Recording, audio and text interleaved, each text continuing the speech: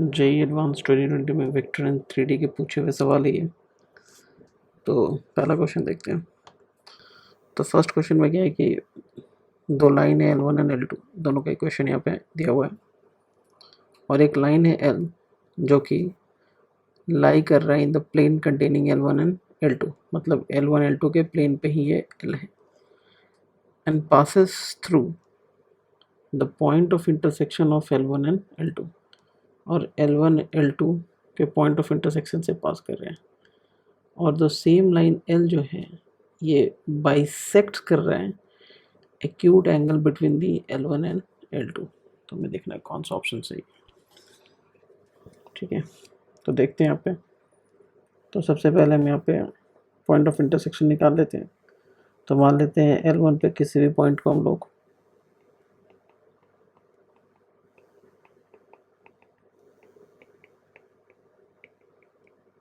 तो L1 के किसी भी पॉइंट को हम लोग क्या ले सकते हैं, x equal to k plus 1, y equal to minus k and z equal to 3k plus 1। और अगर ये पॉइंट ऑफ इंटरसेक्शन है तो L2 को भी सेटिस्फाई कर रहा होगा। पुट कर देते हैं L2 पे, तो x plus 1 minus 1 upon minus 3 and minus k upon minus 1, 3k plus 1 minus 1 upon 1। ठीक है, तो ये क्या हो जाएगा, k अपॉन माइनस 3, ये k और ये 3k। तो ऑब्वियस है कि अगर ये चीज़ पॉसिबल है तो this proportion is only possible for k equal to 0। तो हम यहाँ पे देख सकते हैं this implies to k equal to क्या आ गया, 0। अदरवाइज ये प्रोपोर्शनैलिटी पॉसिबल ही नहीं है, तो सिर्फ एक ही होगा। ट्रिवियल सॉल्यूशन इसका सिर्फ k इक्वल टू क्या हो जाएगा, 0 हो जाएगा, है ना। ठीक, अब हम देखते हैं कि तो पॉइंट ऑफ इंटरसेक्शन यहाँ पे निकाल लेते हैं। तो हमारा पॉइंट ऑफ इंटरसेक्शन क्या आया,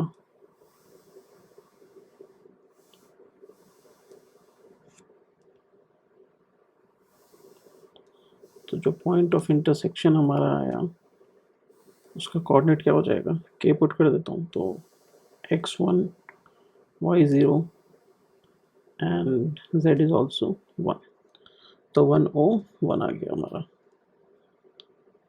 ठीक है, अब क्या करना है हमें, अब हमें ये कंडीशन को देखना है कि एक तो ये इसी प्लेन पे L1 L2, ठीक है, L1 L2 जो है L1 L2 के प्लेन पे ये L है,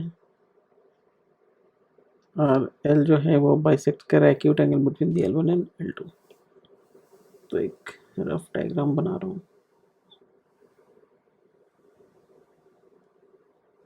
लेट्स सी ये L1 है, ये L2 है, तो एक्यूट एंगल पता कर लेते हैं। तो L1 के ऊपर जो पैरेलल वेक्टर है उसको हम अभी मान लेते हैं ये A, और L2 के ऊपर जो पैरेलल वेक्टर है उसको मान लेते हैं B।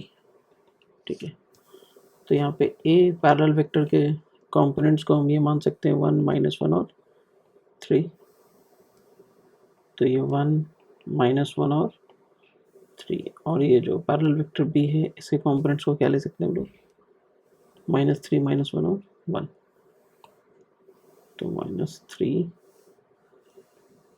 माइनस 1 और 1।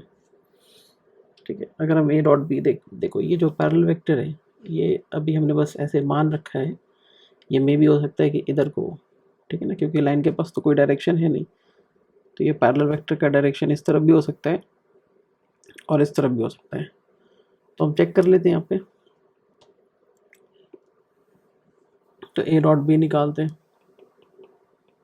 ठीक है, तो A डॉट बी क्या हो जाएगा, -3 + 1 + 3।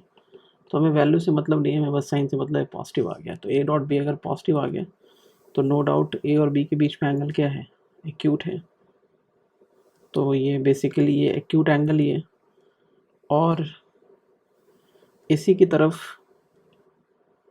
इसी की तरफ वो एंगल बाइसेक्टर है जो कि एल है हमारा, तो यहीं पे वो एल है और एल के अलोंग जो पैरेलल वेक्टर होगा, ठीक है, उसको हम कुछ सी मान लेते हैं। तो सी जो होगा, चूँकि हमें बस पैरेलल वेक्टर से मतलब है, हमें मैग्नीट्यूड से तो मतलब नहीं है, हमें बस पैरेलल वेक्टर से मतलब है, वो चाहे किसी भी मैग्नीट्यूड का हो। तो हम पैरेलल वेक्टर को ये भी समझ सकते हैं कि ये A cap plus B cap होगा, क्योंकि अगर वेक्टर सी एंगल बाइसेक्टर है of vector A and B, तो सी का जो डायरेक्शन होगा वो A cap plus B cap के अलोंग होगा। तो हम यहाँ पे कुछ लैम्डा भी लगा सकते हैं, ठीक है, लेकिन उससे हमें कोई मतलब है नहीं लैम्डा से, क्योंकि हमें पैरेलल वेक्टर से मतलब है, उसके मैग्नीट्यूड से लेना देना नहीं है, तो लैम्डा लगाने की ज़रूरत नहीं है, तो कोई भी एक स्केलर लगाने की ज़रूरत नहीं है। हम बस ऐसा समझ सकते हैं कि बेसिकली ए कैप प्लस बी कैप के अलोंग ये लाइन एल है। या मैं सी को हटाऊँ, इसमें सी को हटा देता हूँ, मैं सिंपली लिख देता हूँ line l is parallel to a cap plus B cap. तो a cap plus B cap क्या हो जाएगा, तो दोनों का तो मैग्नीट्यूड सेम है, तो a cap plus B cap -2 और 4, ठीक है।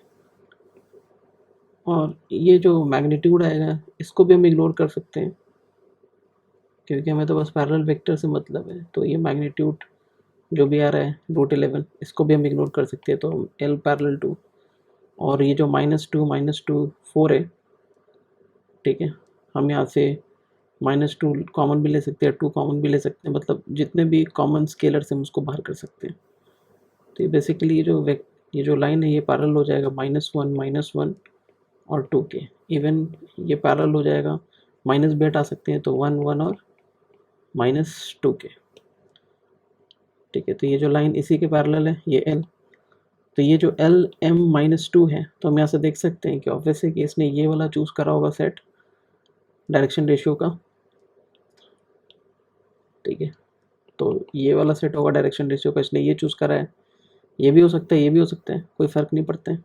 लेकिन यहाँ पे क्वेश्चन में इसने क्या चूज़ करा है, -2 चूज़ करा है, तो ऑब्वियसली ये क्या हो जाएगा हमारा, ये एल हो जाएगा और ये एम हो जाएगा। तो L1 निकल गया, M1 निकल गया, ठीक है। तो एक तो ऑप्शन मिल गया हमें b, that L plus M equal to 2, तो ऑप्शन बी तो मिल गया। अब देखते हैं अल्फ़ा गामा और अल्फ़ा गामा, ये अल्फ़ा गामा को देखते हैं, तो पुट कर देते हैं। वो तो पॉइंट भी सेटिस्फाई करेगा, 1 1 है ना, ये जो पॉइंट है ये भी सेटिस्फाई करेगा इसको, तो यहाँ पे पुट कर देते हैं एल के इक्वेशन में। तो जब हम पॉइंट ऑफ इंटरसेक्शन को पुट करेंगे तो ये क्या हो जाएगा, 1 minus alpha 1 minus 0 minus 1 upon m भी तो 1 है हमारा, 1 एंड 1 माइनस गामा अपॉन -2। तो यहाँ से क्या हो जाएगा, 1 माइनस अल्फ़ा -1 और 1 माइनस गामा अपॉन -2। तो हम यहाँ पे सॉल्व करेंगे तो अल्फ़ा हमारा क्या आ जाएगा, अल्फ़ा 2 हो जाएगा, और गामा क्या हो जाएगा,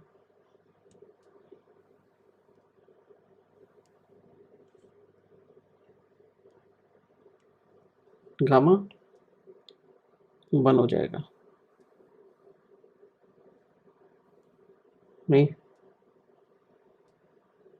ठीक है, तो गामा -1 हो जाएगा, सॉरी -1 हो जाएगा, ठीक है। यहाँ से निकाल लिया हमने।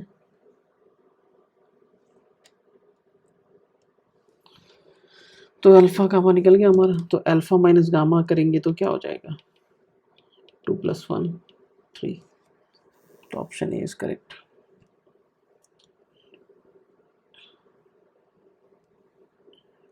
ठीक है, अब हम दूसरे क्वेश्चन को